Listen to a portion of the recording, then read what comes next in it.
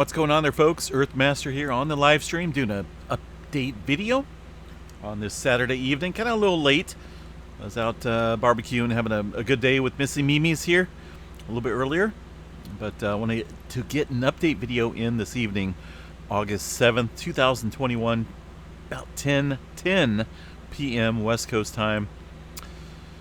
And what do we got? A 3.2 earthquake, the latest quake out here on the Earthquake 3D globe. Looks like around the Pecos, Texas area once again. Notice the silence and activity.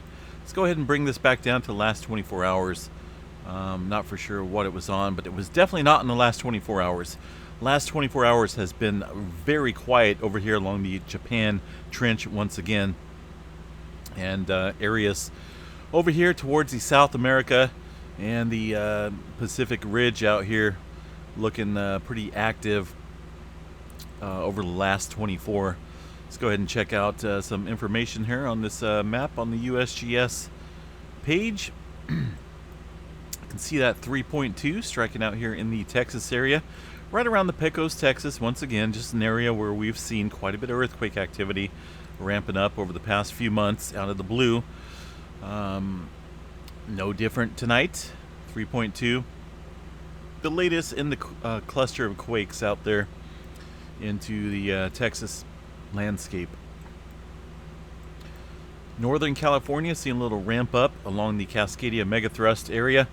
Looks like 3.2 down near Alder Springs. This is the swarming area down there in the coastal range.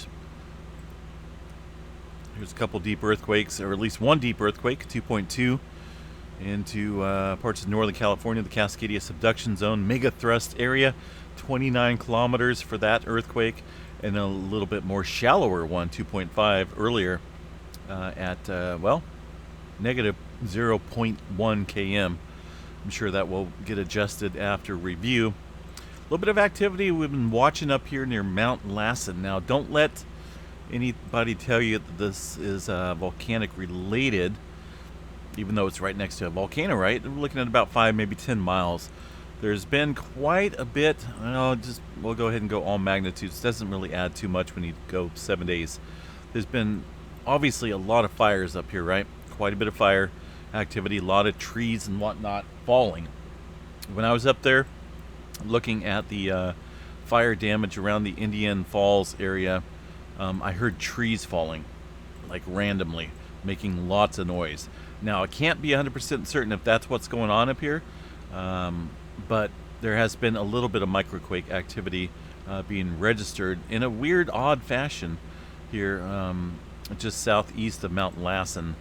I don't believe it's volcanic related, but just kind of watching this to see what takes place. It's right around the fire. Fire has progressed through this area, so not for sure. Looks like it has been reviewed, so they kind of kept it with the depth. If that is indeed the depth, 6.5 kilometers on these quakes, then obviously it's not a tree, right? Some of these are pretty deep as well. 10 kilometer for that 1.1 or 1.0. So some pretty deep movement. Just kind of keep an eye on it. Mountlassen, like I said, sits over here about 5, almost 10 miles to the northwest. So keep an eye on that region. There's the swarming area, only that 3.2. Geyser activity ramping up. Looks pretty average for any given day down there. Antelope Valley region up here. Looking, hold on a second here. Looking like things are calming down. Just about 17 earthquakes, aftershocks in that sequence throughout there. And what do we got? Just pretty. It looks kind of like just an average day here, folks, in California. It doesn't really look too impressive. I don't see any significant swarming taking place in the region. San Jacinto Fault area is always moving. Pretty lengthy fault system, secondary to the San Andreas Fault, as far as relieving pressure. What do we got? Washington, up here around the Washington region. Seeing some further deep movement up here. Well, that's actually pretty shallow, 2.2. The deeper movement is kind of an odd area, well north of Mount St. Helens, a 1.5 at 17 kilometers. Some tremor being kicked up into northern California. I know last night we seen some tremor up here around Seattle area and northern Cal over the last 24 hours, or at least today. Only 143 epicenters of tremor, just specifically confined to the northern California region.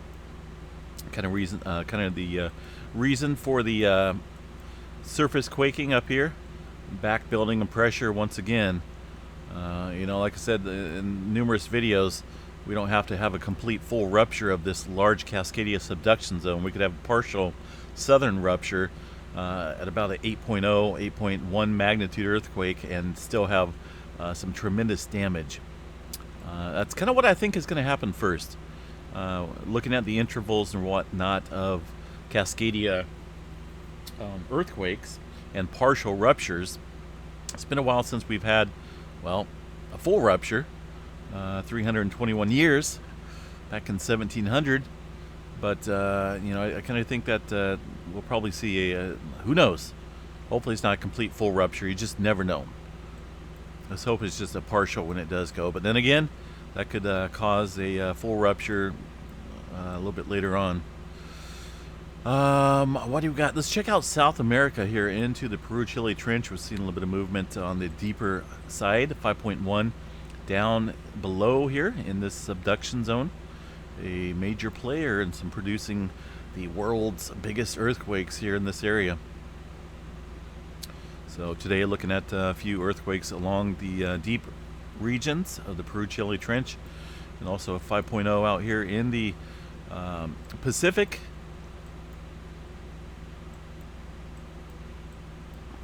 Kind of see that, let's see where that earthquake go here.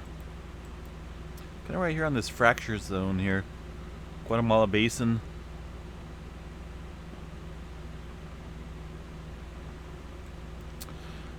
Let's see what else we got here. Some further deep movement once again into the Fiji area. Over here around the Tonga Trench, 105 kilometers. This is pretty shallow for this region, believe it or not. 4.5, 105 kilometers. And some further movement up around the Vanuatu region and the Solomon Islands, 4 and a 5.3 in that area.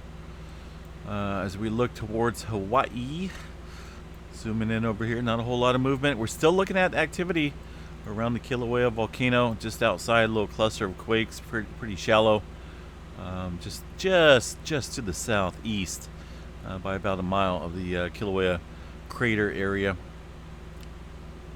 But other than that, no significant changes there at the volcanoes in Hawaii. Yellowstone National Park, pretty quiet, folks. Not a whole lot of going on there. Practicing my, I don't know. Actually, I like how the Southerners talk, and I like how people from Arkansas talk. I'm not even joking. It's pretty cool. Every time I visit over there, it's like, man, you guys got a nice accent. Let's see here. What do we got? Not a whole lot going on here in this area. This looks like some activity. Hard to tell. But no swarming going on, folks. Looking pretty quiet, Hate to be the bearer of bad news, but Yellowstone is not looking active at the moment. Swarms come and go. Today, nothing going on. Oh man, what do we got? Air quality. See if we're still out here in the at least here where I live in Northern California, we're back down into the unhealthy category here around Chico. Yesterday we were into the purple, which was very unhealthy. Look at areas up here around the fires in Northern California, hazardous. A lot of that air being brought down, then brought up through the jet stream, upper level winds, and then back down here. You can kind of see where the jet stream kind of mingles. and all the way over here to the East Coast. Amazing. Goodness, I'll be glad when these fires get put out. It's just not looking good at the moment. Still looking pretty active in the fire department. All right, folks. Yeah, my throat's kind of messed up from all the smoke today. So gonna get off here and just get this video up on the channel. And hope everyone enjoys their Saturday night. Party night for some, but just do it safely. If you're out there partying, definitely do it safely. No partying here for this guy tonight. Pretty full from all the food that we gobbled down earlier. Alright guys, stay safe, have a good night everyone, and we will chat at you guys another time. Peace out.